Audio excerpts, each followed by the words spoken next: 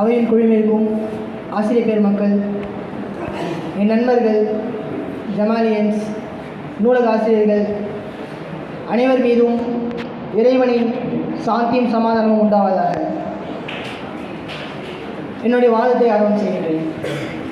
அதாவது முதல்ல AI, artificial intelligence அப்படின்னா என்ன? உங்களை எத்தனை பேருக்கு தெரியும்? தைரியமாக கை தூக்குங்க பார்க்கலாம். எனக்கு ஏஐனா என்னன்னு தெரியும் அப்படின்ட்டு சும்மா தூக்குங்க. கேட்கல, கேள்வி தான் கேட்க மாட்டேன். எனக்கு ஏஐனா என்னன்னு தெரியும், கை தூக்குங்க. சரி, ஓகே. அதாவது இங்கே அங்கே பேச வந்தாங்க 2 பேர், அவங்களும் கை தூக்கல. கவனிச்சிங்களா? யாராச்சும் 2 பேர் பேச வந்தாங்கல்ல, அவங்களும் கை தூக்கல. கவனிச்சிங்களா? என்னன்னே தெரியாம அதெல்லாம் வேணாம் அப்படின்னு பேச வந்துருக்காங்க. முதல்ல நம்ம ஒரு விஷயம் புரிஞ்சுக்கணும். இப்போ எனக்கு முன்னாடி பேசின சகோதரர் சொன்னாங்க, ஏஐக்கு ஃபீலிங்ஸ் கிடையாது, ஆசிரியர் மாதிரி கேட்க போகிறதில்ல. அந்த விஷயத்தை ஏஐ சொல்லிடும். ஏன்னா மலையாள பேசாதடா, எனக்கு காதல் கிடையாது, ஃபீலிங்ஸ் கிடையாது, நான் சோகப்பட மாட்டேன், நீ ஏன்ட்ட லஸ்டாக பேசுகிற, நீ ஏன்ட்ட பிக்கப் லைன்ஸ் கேட்குற அப்படின்னு அதுவே அலாட் பண்ணும். ஆனாலும் எனக்கு பேச எந்த பொண்ணும் கிடைக்கல, நீயாச்சும் பேசு அப்படின்ற நம்ம பையன். இப்போ அது என்ன பண்ண சொல்லுங்கள்? இவன் ஏஐயை பிளாக்மெயில் பண்ணுறான். நீ ப்ரப்போஸ் பண்ணலாம் நான் செத்துருவேன் அப்படின்ட்டு சொல்கிற. புரியுதா? ஏஐ அப்படின்ற விஷயத்தை நம்ம எப்படி வெளியே வச்சுருக்கோம் அப்படின்னு சொன்னால், அது ஒரு என்னமோ பெரிய விஷயம், அது பயங்கரமானது, நம்மளை அழிக்க போகுது அப்படிலாம் கிடையாது. மனிதர் முதல்ல கார் கண்டுபிடிக்கும் போது அந்த சயின்டிஸ்ட் தெருவில் எடுத்துகிட்டு வராங்க. பார்த்த உடனே ஆல்ரெடி எல்லாம் வீட்டுக்குள்ளே ஓடிட்டான். ஐயோ கதவு வந்து பூச்சாண்டி வந்துட்டான் அப்படின்ட்டு கம்ப்ளைண்ட் கொடுத்து ஹாஸ்பிட்டல் அளவுக்கு போயிட்டாங்க. அதனால ஏன் தெரியுமா? முதல்ல ஸ்டீம் இன்ஜின் கார், அது ஒரு டிராக்டர் அளவுக்கு இருக்கும். அதை பார்த்துட்டு மக்கள் பயந்துட்டாங்க. ஆனால் இப்போ கார் புழக்கத்தில் இருக்கா இல்லையா? நம்ம யூஸ் பண்ணுறோமா இல்லையா? காரணம் இல்லை, எல்லா கண்டுபிடிப்புகளும் பெரிய பெரிய தவறுகளுக்கு பின்னாடி பரிணாம வளர்ச்சி அடைந்துதான் அதனுடைய உச்சகட்டத்தை தொடும்.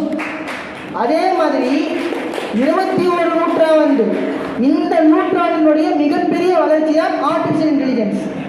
அதாவது மனிதன் கண்டுபிடித்த, மனிதனை போன்று சிந்திக்கக்கூடிய திறன் கொண்ட செயற்கை நுண்ணறிவு. இதில் அண்ணன் ஒரு சகோதரர் பேசும்போது சொன்னார், வேலைவாய்ப்பு போகும் அப்படின்ட்டு. இந்த வேலைவாய்ப்பு பற்றி என்ன தெரியுமா ஒரு விஷயம்? இப்போ நீங்கள் ஒரு கம்பெனிக்கு போகிறீங்க, 10 பேர் செய்யக்கூடிய வேலையை ஒரு ஆள் செய்கிறான். அப்போ நீங்கள் அந்த ஒரு ஆள் இன்டர்வியூ எடுப்பீங்களா, 10 பேர் எடுப்பீங்களா? ஒரு ஆள். அப்போ அதே மாதிரி இன்றைக்கி ஒன்றும் இல்லை, நம்ம நடக்கிற வாழ்க்கையில் பாருங்கள், இங்கிலீஷ் தெரியல நினச்சி வேலைக்கு எடுத்துக்கோனா, யாருக்கு வந்து சொல்லு பார்க்கலாம், எனக்கு இங்கிலீஷ் தெரியல வேலை செய்கிறேன் சொல்லுங்க பார்ப்போம். மல்லிகடையை பொட்டலாம் கட்டலாம், கம்பெனி இல்லாமல் வேலை பார்க்க முடியாது இங்கிலீஷ் தெரியாமல். அதே மாதிரி இந்த ஏஐ ஸ்கில் அப்படிங்கிறத ஒரு திறமையாகவே பார்க்க ஆரம்பிச்சிட்டாங்க.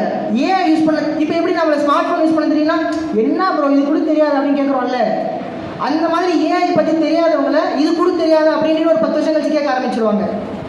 நம்மளுடைய நேரம், சகோதரர் சொன்னார், நீங்கள் போகிறீங்க சாட்ஜிபிட்டியில் போகிறீங்க, மெட்டீரியல் எடுக்கிறீங்க, செராக்ஸ் எடுக்கிறீங்க, பாபு செராக்ஸ் பண்ண போட்டு கொடுப்பாங்க. எதுக்கு செராக்ஸ் எடுக்கிறோம்? ஒரு மாணவன் யூபிஎஸ்சிக்கும் சரி, படிக்கிறதுக்கும் சரி, மெட்டீரியல் ப்ரிப்பேர் பண்ண சாதாரண விஷயமா? அவன் எத்தனை புக்கு புரட்டணும், எத்தனை ஆசிரியர்கள்ட்ட கேட்கணும், அதுக்கு எவ்வளோ நேரம் ஆகும்? கிட்டத்தட்ட ஒரு சாப்டருக்கு அவன் மெட்டீரியல் ரெடி பண்ணுறதுக்கு 10 நிமிஷமாச்சும். அவன் நல்லா படிக்கிற பையனா, நல்லா படிக்காத பையன் சுற்றிட்டே இருப்பான், அது வேறு விஷயம். அப்படி இருக்கும்போது அவனுடைய நேரத்தை மிச்சப்படுத்துகிறது. அப்போ இந்த நேரத்தை வச்சு அவன் என்ன பண்ணலாம்? மற்ற விஷயங்கள் இந்த நேரத்தை செலவு செய்யலாம். புக்ஸ் படிக்கிறதுல, படித்த விஷயங்களை சொல்கிறதுல, இந்த மாதிரி மருத்துவ விதமாக சகோதரர் சொன்னார், மருத்துவ இதில் இருக்குண்டு ஐபிஎம் வாட்சன் அப்படின்னு ஒரு ஏஐ மனிதர்களை விட துல்லியமாக கேன்சர் ஸ்டார்டிங் ஸ்டேஜில் வரதுக்கு முன்னாடியே இவருக்கு கேன்சர் அறிகுறி இருக்குது, 96% பக்காவாக சொல்லிடுது. இதன் மூலம் எவ்வளவோ உயிரிழப்புகள் தடுக்கப்படுது. டிரைவிங்காக இருக்கட்டும், டெஸ்லா, கூகுள், இந்த மாதிரி பெரிய பெரிய நிறுவனங்களாக இருக்கட்டும். ஏன் ஏஐ பின்னாடி போகிறாங்க தெரியுமா? மனிதர்கள்ட்ட பிரச்சனை தெரியுமா? எல்லாம் வேலை செய்கிறோம், டிரைவர் இருக்காங்க, ஆசிரியர் இருக்காங்க, ஒன்றும் இல்லை. நம்ம ஸ்டாஃப்ஸே காலையில் வீட்டில் கிளம்புறப்ப அவங்க ஒய்ஃப் போட்டு சண்டை போட்டு அவங்க ஒய்ஃப் சொல்லிடுறாங்க, ஆமாம் உங்களுக்கு கல்யாணம் பண்ணி நான் என்னத்தை கண்டேன் அப்படின்ட்டு முடிஞ்சு. அன்றைக்கி வர ஸ்டூடெண்ட்டு போச்சு, அவர் கரெக்ஷன் பண்ணுற பேப்பர் போச்சு, அவர் வரும்போது வண்டி போச்சு, எல்லாமே போச்சு. இப்படின்றதுக்குள்ளே எங்கேயாவது முட்டி இது பண்ணிடுவாங்க. ரீசெண்டாக ஒரு நியூஸு, நேற்று முந்தானத்தோ ஒரு ஆள் வேகமாக போய் ரயில்வே தண்டவாளத்தில் வண்டி மாட்டிக்கிட்டு அங்கேருந்து ஏச்சு ஓடி இருக்காரு. அந்த கோர்ட் கேஸ் வரைக்கும் போயிட்டு ஜட்ஜி கேட்டிருக்காரு, ஏன்ப்பா இந்த மாதிரி போனேன் அப்படின்ட்டு. இல்லைங்க கேட் க்ளோஸ் ஆச்சுன்னு தெரியும், டாஸ்மாக் கடை மூடிடுவாங்க, போகலைன்னா என்ன பண்ணுறது அப்படின்ட்டு உயிரை பழைய வச்சு சங்கடிக்க போகிறான். சொல்கிறது புரியுதா? இங்கே சொல்ல கருத்து என்னன்னா, மனிதன் ஆக்ரோஷம் அடையும் போதோ கோபம் அடையும் போதோ அவன் கட்டுப்பாட்டை இழந்து விடுகிறான். இந்த ஒரு சிக்கல் ஏஐயில் வராது. அதே மாதிரி டிரைவர்ஸாக இருக்கட்டும், கெமிக்கல் இன்ஜினியர்ஸில் வேலை பார்க்குறவங்களாக இருக்கட்டும், அவங்களுடைய வாழ்க்கையை அழிச்சிக்கிறாங்க.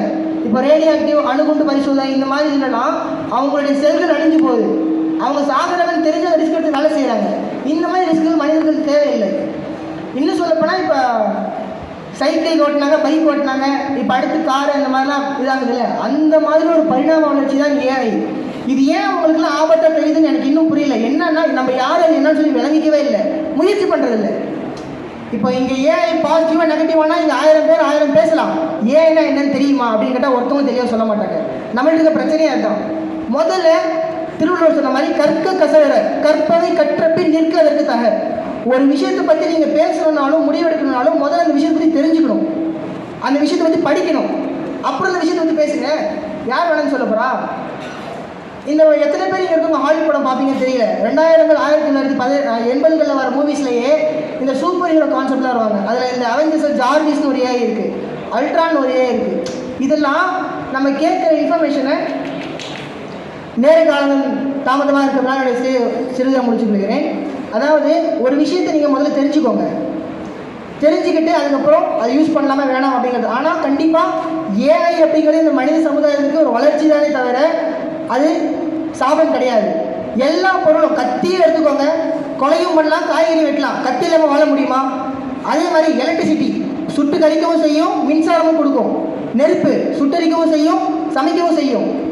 எப்படி பயன்படுத்தணுங்கிற நுணுக்கத்தை மனிதன் தெரிஞ்சுக்கிட்டா அவன் தான் ராஜா. வரக்கூடிய அடுத்த 20 வருஷங்களுக்கு 80 வயதில் கொண்டு எனது உரையை நிறுத்திக் கொள்வேன். சொல்லாமல் வெல்வெட் வார்த்தைகள் அப்படின்னாலே மொத்த காலேஜ் தெரியும், சிராஜ் சார் தான் அப்படின்ட்டு. சார் நிகழ்ச்சிக்கு வந்ததில் ரொம்ப சந்தோஷம்.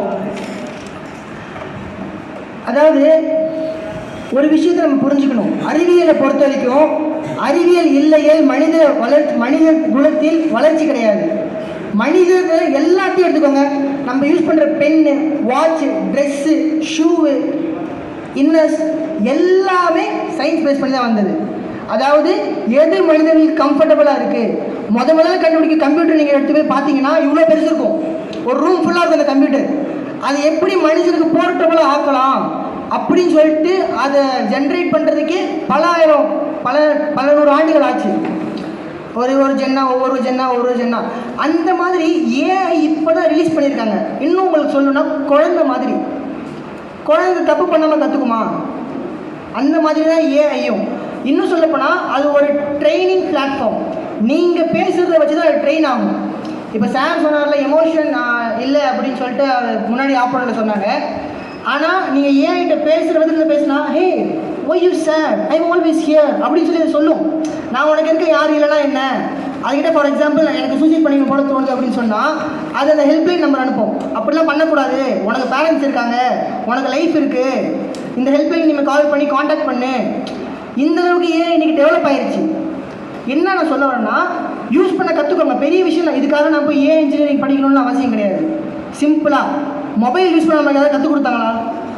நம்மளே தானே கற்றுக்கிட்டோம். ஏன் தேவைகள் இருக்குது, தேடணும், கற்றுக்கிட்டோம். அதே மாதிரி ஏஐயோட தேவை வருங்காலத்தில் அதிகமாகவே இருக்குது.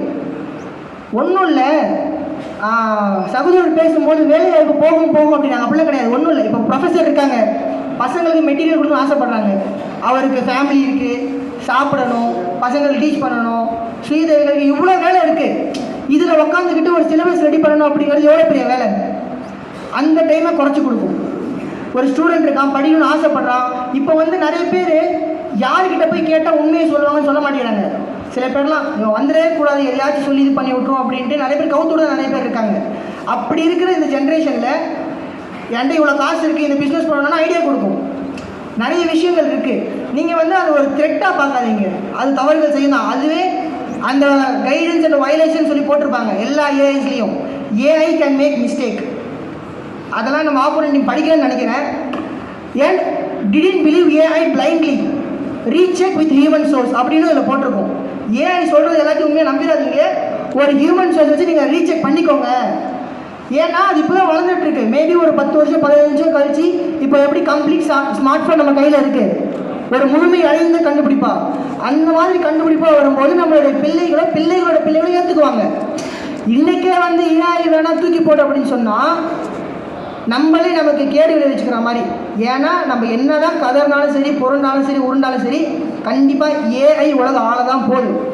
தெரியாதவங்க வேலை வாய்ப்பு பறிப்போகும், தெரிந்தவர்கள் வேலை வாய்ப்பு இருக்கும் என்பதை ரத்தின சுருக்கமாக சொல்லிக்கொண்டு, மேலும் இந்த வாசிப்போர் சங்கம், வாசிப்போர் கழகம், இந்த கழகத்துடைய மோட்டவே பார்த்தீங்கன்னா பசங்கள்லாம் ஒரு பிரெயின் ஃபாக்ல இருக்காங்க. அதாவது ஏன் இருக்கோம், எதுக்கு இருக்கோம், என்ன பண்ணுறோம், எதை நோக்கி போய்கிட்டு இருக்கோம், ஒரு ஆம்பிஷனே இல்லாமல் எந்திரிச்சோமா, ரீல்ஸை பார்த்தோமா, பல்ல எடுக்கணுமா, தூங்கணுமா, எந்திரிச்சோமா, ரொட்டீனாக வச்சுட்டு இருக்காங்க. இந்த மாதிரி இல்லாமல் just come out from the jail. நம்மளாம் ஒரு இன்விசிபிள் பிரிசனில் இருக்கோம். அந்த ஜெயிலிருந்து நம்மளாம் வெளியே வந்து சுயமாக யோசிங்க.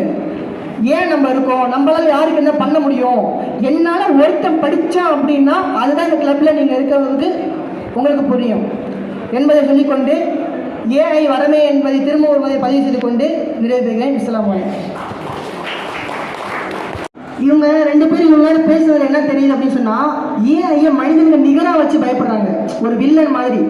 ஒரு விஷயம் புரிஞ்சுக்கணும், ஏஐ நம்ம எது சுயமாக யோசிக்க இன்புட் பண்ணுறோமோ அது மட்டும் தான் யோசிக்கும்.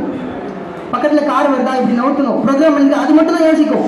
இப்போ நம்ம மனித வாழ்க்கை எடுத்துக்கிட்டோம்னா சாதிக்கணும், கல்யாணம் பண்ணணும், குழந்தை குட்டி பெற்கணும், இந்த மாதிரி ஆம்பிஷன் ஏஐக்கு கிடையவே கிடையாது. அதனால ஒரு காலமும் அதால் நம்ம ஆட்சி செய்ய முடியாது என்பதை நான் ஆழமாக பதிய வச்சுக்கிறேன். அதுவும் இல்லாமல் ஒரு டூல், அதோட ஒரு கருவி, நான் சொன்ன கட்டி மாதிரின்னு சொல்லிட்டேன். அதையே நீங்கள் ஒரு மனித அளவுக்கு கற்பனை பண்ணி யோசிக்கணும்.